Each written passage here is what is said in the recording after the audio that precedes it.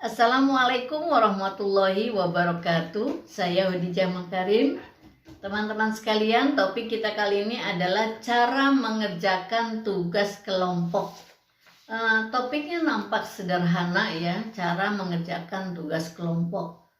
Nah, tapi jangan lupa, meskipun judulnya sederhana, bahwa tugas kelompok itu dinamikanya sangat tinggi ya.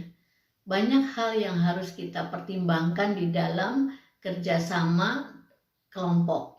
Nah, kalau sekarang masih ada peralihan ya, jadi ada yang sudah mulai kuliah offline atau sekolah atau juga masih online, masih ya ada yang setengah-setengah gitu ya. Sebetulnya di dalam kerja kelompok itu mudah yang online atau mudah yang tatap muka yang offline ya. Tapi kalau kita lihat apakah teman-teman nanti akan mengerjakan kelompok tidak bertemu tetap secara online ataupun kemudian ada yang bertemu, sebetulnya prinsipnya sama saja ya. Online atau offline kan hanya tempatnya, media bertemunya, tapi bagaimana prinsip kerja kelompoknya sama saja. Nah, sebetulnya kalau kita lihat di dalam kerja kelompok itu ada orang yang senang kerja kelompok, ada yang orang tidak suka gitu. Begitu dosennya bilang ini tugasnya dikerjakan secara kelompok. Nah, itu ada dua kelompok yang iya sih gitu kan. Kemudian ada yang aduh kerja kelompok lagi gitu. Nah, jadi kenapa ada yang kelompok yang gembira, ada yang aduh kelompok lagi misalnya. Jadi ada dua yang seperti itu. Jadi sepertinya yang pada kelompok kedua ini pada setiap dia kerja kelompok dia merasa terbebani gitu. Nah, sebetulnya kalau kelompoknya itu positif, itu akan kita dapatkan hubungan yang kondusif ya, bagus, kemudian senang, gembira dalam kelompok itu. Kemudian maka kerjanya akan efektif. Dan kalau misalnya di antara mereka itu kemudian ada yang memfasilitasi, kemudian mungkin orang tuanya atau mungkin di antara mereka ada yang punya dana lebih misalnya, mentraktir makanan dalam setiap kerja kelompoknya, kita makan bersama ya, belajar juga ya, kenyang juga ya, happy juga gitu kan. Itu kalau kelompoknya kondusif gitu. Nah, baik teman-teman sekalian, kenapa sih setiap pekerjaan mata kuliah ataupun pelajaran di sekolah kok ada tugas kelompok? Hampir selalu di dalam setiap mata kuliah itu ada tugas kelompoknya. Ya, begitu juga pelajar dari guru-guru pasti ada aja tugas kelompoknya. Jadi kalau di rata-rata ini 80% setiap mata kuliah ya ataupun mata pelajaran mesti ada tugas kelompoknya. Hanya pada mata kuliah tertentu yang tugasnya individual saja tanpa ada kelompok, sedikit itu ya. Nah, baik teman-teman sekalian, sebelum saya memberikan bagaimana caranya mengerjakan tugas kelompok yang bagus, yang efektif, kita lihat dulu fungsinya. Untuk apa sih tugas kelompok itu? Kenapa setiap mata kuliah atau hampir 80% dari mata kuliah itu masih ada tugas kelompoknya?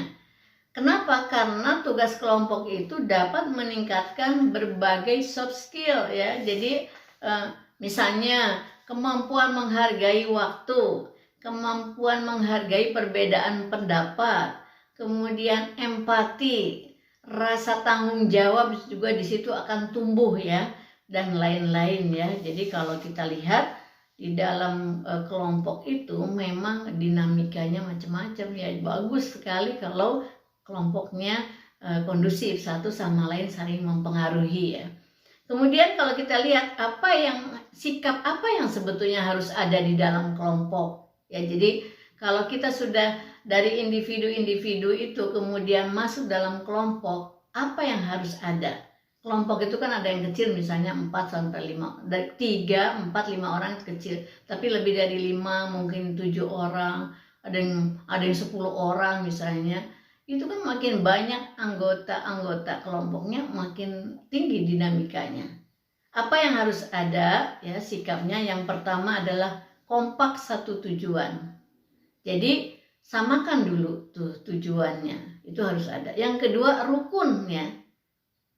Ini yang berat. Jadi harus bagaimana nih ketuanya itu harus menciptakan kerukunan Supaya apa? Supaya timbul yang ketiga, bisa bekerja sama. Ya, kalau sudah rukun bisa kerjasama, dan kalau sudah tercapai 1, 2, 3, maka muncul yang keempat, yaitu saling menghargai satu sama lain.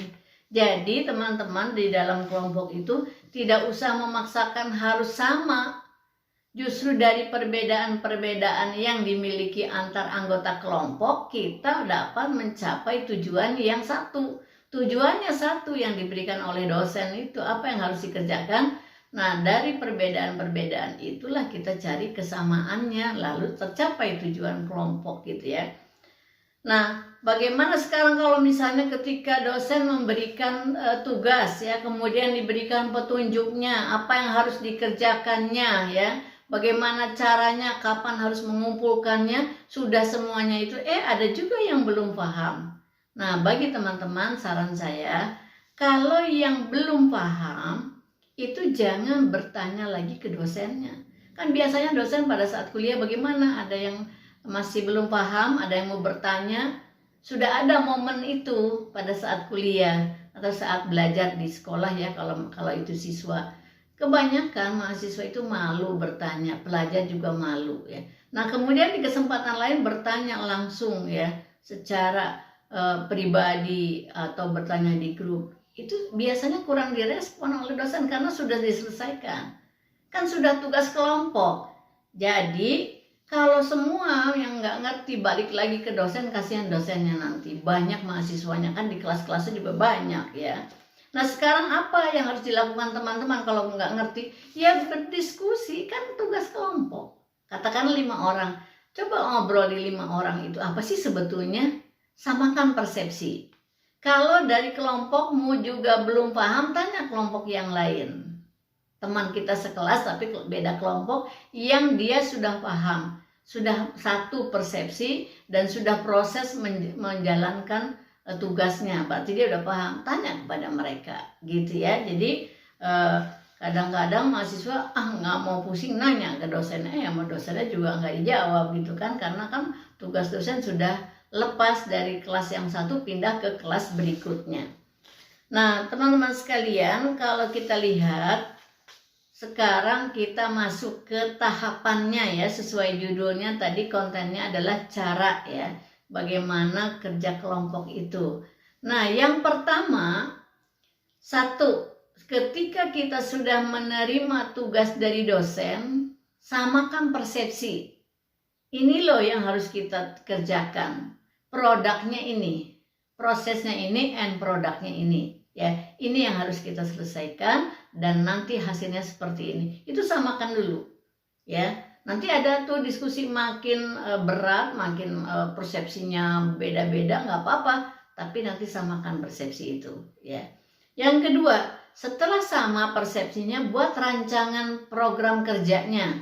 Ya, apa materinya, kemudian bagaimana cara mendapatkan materi tersebut, bagaimana cara mengolahnya, siapa bagian apa, kemudian waktunya kapan.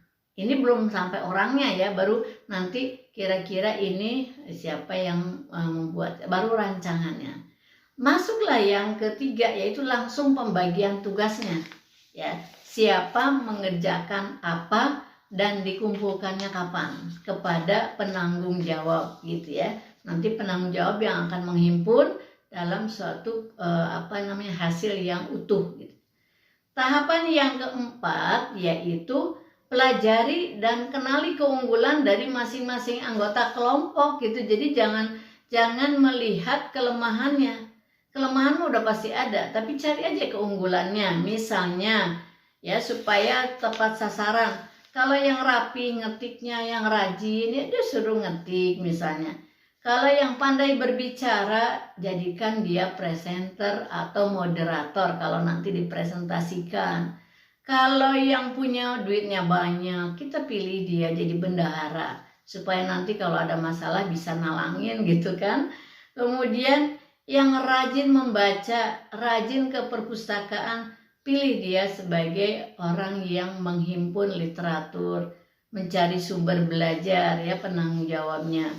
Kemudian mungkin ada yang oh punya tempatnya luas, rumahnya besar, atau kalau di kos-kosan, kos-kosannya besar.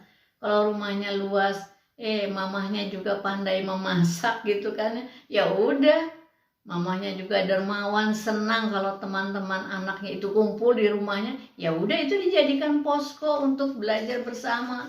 Kan enak semuanya, asik gitu ya. Kelebihan-kelebihan itu dihimpun untuk menjadi kekuatan kelompok ya.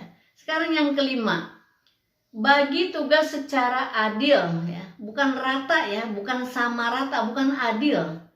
Adil itu sesuai dengan tadi keunggulannya, kemampuannya gitu. Jangan kita membagi tugas kepada orang yang tidak mampu mengerjakan, nanti nggak beres pada waktunya ya. Jadi jangan lupa bagi tugas itu secara adil. Adil itu relatif, tergantung teman-teman sekelompok itu menganggapnya seperti apa. Nanti ada yang kelihatannya lebih banyak, yang lebih ringan. Jika ikhlas menerima pembagian kerja itu, nggak masalah, asik-asik aja gitu. Yang penting sepakat. Jangan sampai, kok aku kerjanya banyak amat, kamu kok kerjanya sedikit misalnya. Nggak begitu. Kalau begitu berarti belum rukun. Ya, jadi jangan lupa bagi tugas secara adil.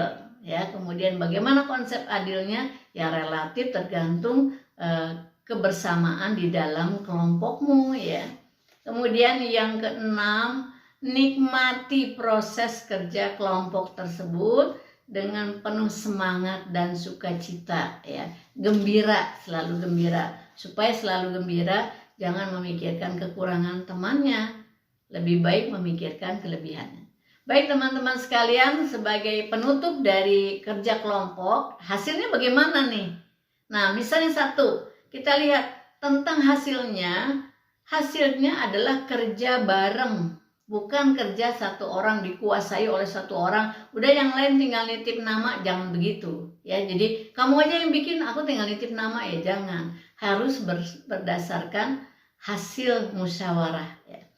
Yang kedua, begitu hasilnya kesepakatan bersama sudah diselesaikan, diserahkan kepada guru atau kepada dosen, lalu kita tinggal tunggu hasilnya. Apapun hasilnya, mau seperti apa, itu harus ikhlas. Misalnya nilainya kurang bagus ya, kita terima.